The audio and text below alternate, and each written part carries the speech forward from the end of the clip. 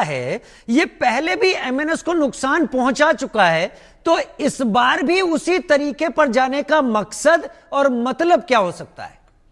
I think एक बार मैं नवीन जी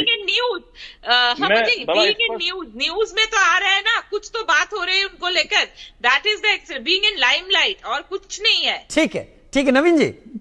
बिल्कुल, गार्गी जी ने जो बात कही है, मैं बिल्कुल 100% उनकी बात से सब्सक्राइब करता हूं कि सच्चाई है कि राज ठाकरे को देखिए, महाराष्ट्र में उनका अस्तित्व बिल्कुल राजनीतिक तौर पर खत्म हो चुका था। कहीं कोई इंपॉर्टेंस नहीं थी। एक जमाना था कि उनको भारतीय जनता पार्टी इंपॉर्टेंस देती थी, इवन प्रधानमंत्री मोदी भी इंपॉर्टेंस दिया करते थे। आज की तारीख में उनको मैं समझता हूँ कोई नहीं पूछ रहा है।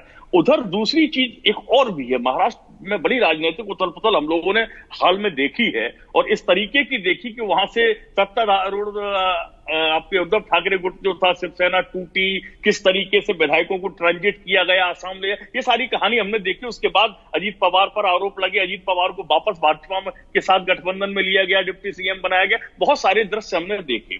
अब तीसरी चीज आती है, इस सारे एपिसोड के बीच में राज ठाकरे को ये महसूस होने लगा कि भाई हम तो इसमें कहीं फिट हो ही नहीं रहे हैं, और उद्धव ठाकरे जब से एकनाथ शिंदे की शिवसेना को मान्यता मिली, वो भी हाशिए पर चले गए। अब उनका अपना क्या वजूद रह गया? उनके विधायक भी टूट गए, सांसद भी टूटे गए, स्थिति टूटी गई है, बच्चा क्या है आपके पास? तब उनको ये लगा कि अब हम दोनों को एक साथ आके अपना अस्तित्व दोबारा से कायम करना। लेकिन एक चीज देखिए, काठ की हांडी एक बार चढ़ती है। बीएमसी का चुनाव, बीएमसी के चुनाव में महाराष्ट्र के अंदर मुंबई में आप देखें तो लिटरेसी लेवल बहुत अच्छा है, लोग पढ़े लिखे हैं। वहां के स्थानीय जनता हो या बाकी जो बाहर से लोग माइग्रेट करके आए हैं मुंबई में, बड़ी आबादी तो उनकी है। आज की तारीख में लोकलाइट की आबादी मुंबई के अंदर कम है। बीएमसी के चुनाव में आप देखेंगे तो लोकलाइट का बहुत बड़ा फैक्टर नहीं होगा। वहां पर जो भी लोग बाहर से आए हैं, माइग्रेटेड हैं, उनका फैक्टर बड़ा, अन्य राज्यों के जो लोग हैं। ऐसे में निर्णायक कौन है? लोकलाइट तो रहे नहीं।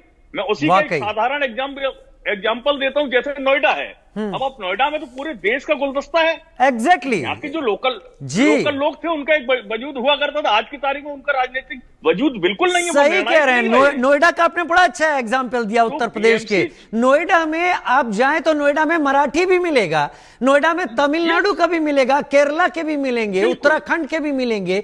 जो यहाँ के जो निवासी थे वो नोएडा के आउटस्कर्ट्स के गांव में जरूर मिलेंगे, लेकिन पूरे नोएडा में, ग्रेटर नोएडा में अब उनका वोटिंग की ताकत के हिसाब से उनकी ताकत कम है। लेकिन मेरे पास समय अब ज्यादा नहीं है, मैं बस इतना आप लोगों के जरिए समझ पाया कि जब देवेंद्र